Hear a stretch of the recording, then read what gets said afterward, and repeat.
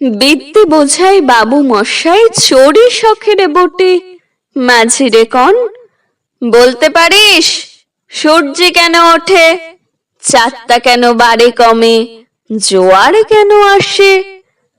বৃদ্ধ মাঝি অবাক হয়ে ফেল ফেলিয়ে হাসে।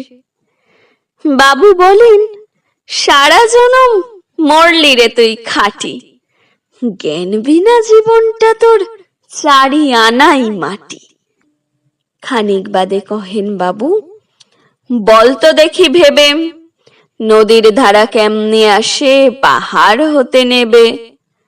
বলতো কেন লবণ পোড়া সাগর ভরা পানি? মাঝি সে কয়, আরে মশাই ও তো কি আর জানি। বাবু বলেন, এই বয়সে জানিস নেও তা কি, জীবনটা তোর নেহাত খেলো, অষ্ট আনাই ফাঁকি।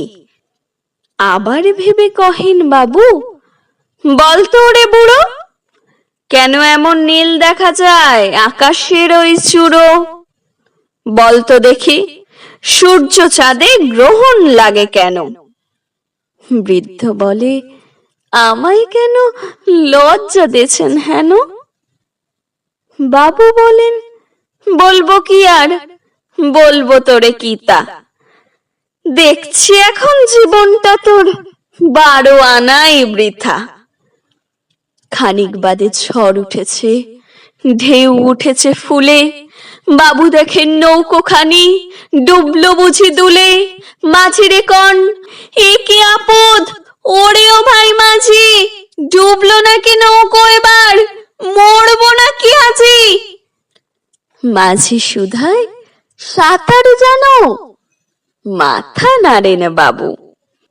মূর্খ মাঝি বলে, মশাই এখন কেন কাবু, বাঁচলে শেষে আমার কথা হিসেব করো পিছে, তোমারে দেখে জীবনখানা 16 আনাই মিছে।